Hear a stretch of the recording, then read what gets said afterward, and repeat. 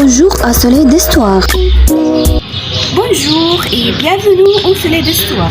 Aujourd'hui, je vais à monastère Marie-Grèce, dans l'ancienne cité d'Égypte. Allons-y.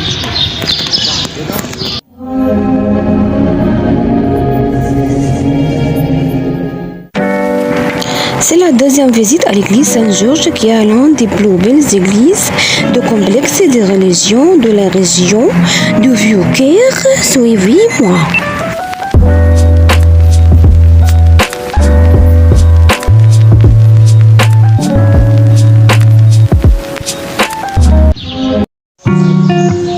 Le monastère de Marie-Gerche est situé dans un partie sacrée de la terre d'Égypte, car c'est l'un des lieux visités par la Sainte Famille lors de leur asile en Égypte. Cette église fait partie du monastère en église grecque orthodoxe de Kirkouk, car elle fait partie du monastère Saint-Patriarcal de Saint-Georges, le patriarche grec orthodoxe d'Alexandrie et de toute l'Afrique. Et c'est la seule église ronde d'Égypte. Quant à l'émergence du christianisme en Égypte, le christianisme est apparu depuis la naissance de Jésus-Christ, que la paix soit sur lui, sous le règne de l'empereur romain Auguste César Octave, dans la ville de Bethléem en Palestine. Et la Sainte Famille a fait son voyage en Égypte à cause de la présélection romaine à l'époque d'Hérode. Après la mort de Hérode, le Seigneur Jésus-Christ, que la paix soit sur lui, est revenu et a vécu dans le village de Nazareth et a commencé le message de la prophétie sur la terre de Palestine.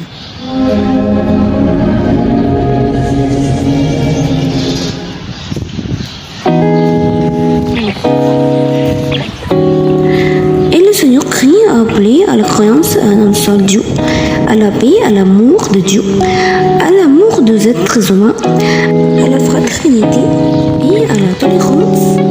Mais le Christ a été persécuté par les Juifs et les Romains.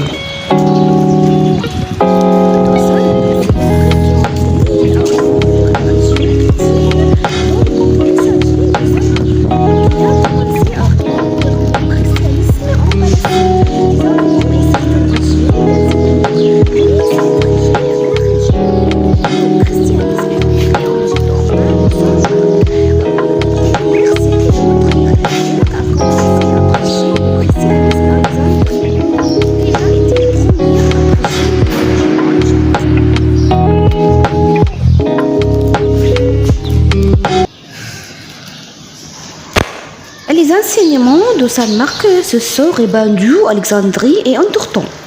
L'Empire romain avoue des signes de succès de Saint Marc, alors les conspirateurs attendaient de le tuer. Mais Marc a continué à remplir sa mission et a construit la première église d'Alexandrie.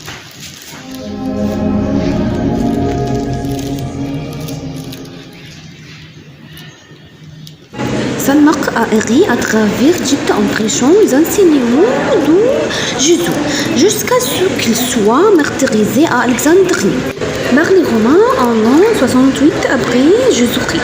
Et les Égyptiens ont embrassé la religion chrétienne afin de se débarrasser de l'oppression des Romains et parce qu'ils appellent à tolérance et miséricorde.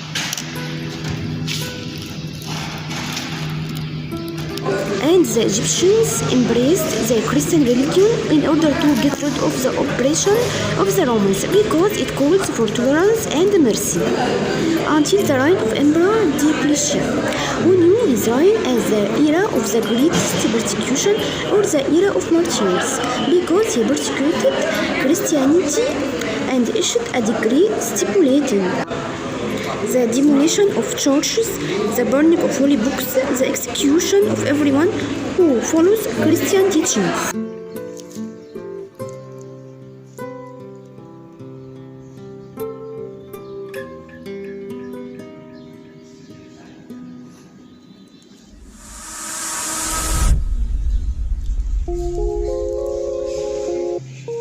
As for this church, it was built in the first centuries of the spread of Christianity in Egypt. or often in the 4th century AD, and most likely during the reign of the Roman Emperor Constantine the Great, whose rule was a turning point in the history of Christianity.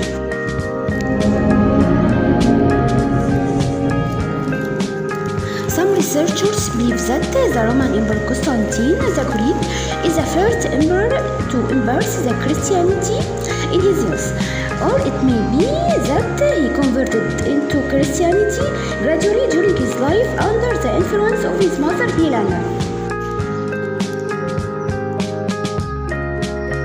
As a result of his conversion to Christianity and his appreciation for the church, he issued the Decree of Milan in 313 AD, in which he announced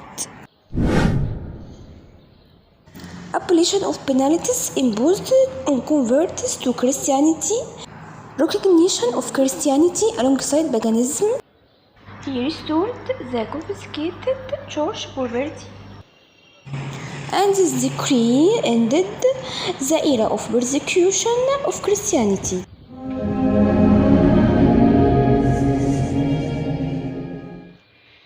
In addition, it was Constantine who was summoned to the Council of Nicaea, the first ecumenical council in 325 AD. This is what was recorded on a Byzantine icon in which Constantine the Great appears surrounded by the patriarchs and bishops at the first Nicaea Council. And they hold the creed that was drafted by the council, and this is due to his interest in the new Christian religion and belief in God. Not to mention that Saint Mary George was a great and influential figure in people for his intellectual beauty and attachment of his heart to common sense and belief in God, despite being subjected to methods of torture and persecution, and this is what made him an intellectual and influential figure in the hearts of people in that period until many Romans, many Egyptians, and others of different nationalities believed in him. During the reign of the Roman Emperor Constantine, faithful Christians built this church in his name to commemorate his memory and glorify his heroism, courage, and defense of the Christian religion.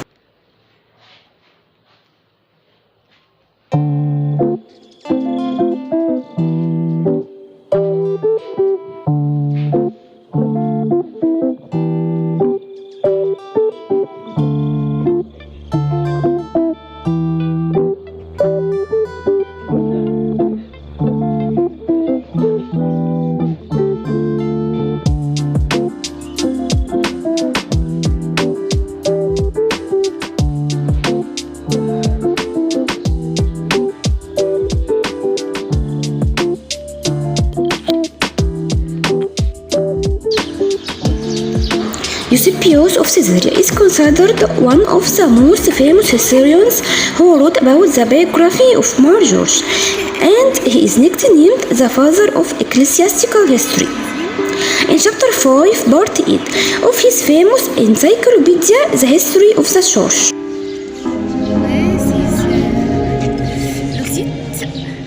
and the great martyr Mary Georges has a great place not only in Egypt but in the whole world. Pope Gelasius I, Pope of Rome, put the name of Mary Georges on the list of saints in a council that was held in Rome in the year 404 AD.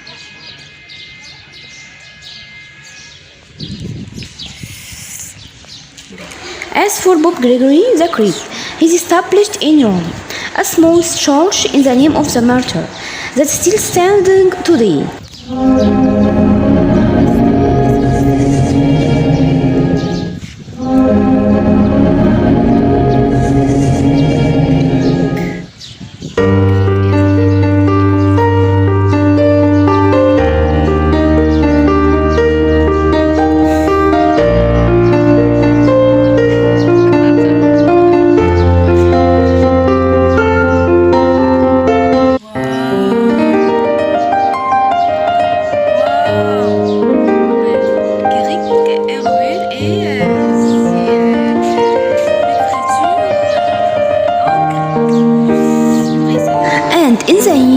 1404, an association of Catholic priests was founded in the town of Alga, near Venice, who took the name of the martyr Margurus as their patron saint. And in England, in the year 1222, a council was held in Oxford, and it was decided that the feast of the martyrdom of the saint should be a national holiday, and that he declared an official holiday in the British Kingdom.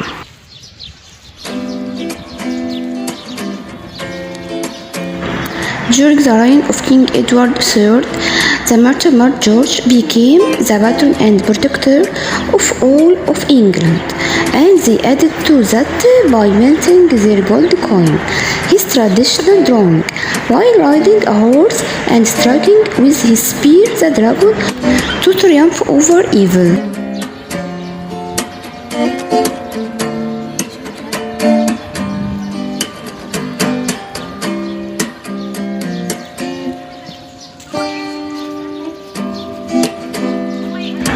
In Russia, they consider the martyr George their protector, and they used to paint his picture on their fortresses. And the Empress Catherine II established in 1769 the Order of the Martyr as a reward for those who excelled in military life.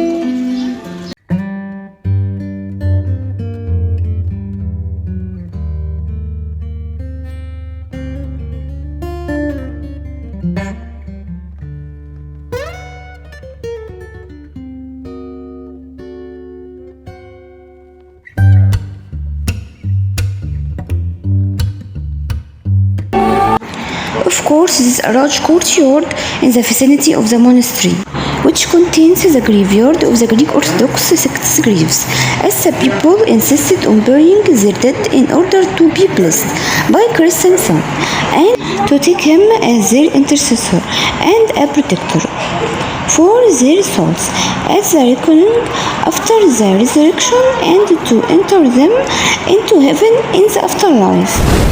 At the end of this courtyard, there is the Church of the Blessed Virgin Mary, small blessed caves, and a well attributed to the Holy Family for passing through this honorable place during the Holy Family's journey to Egypt.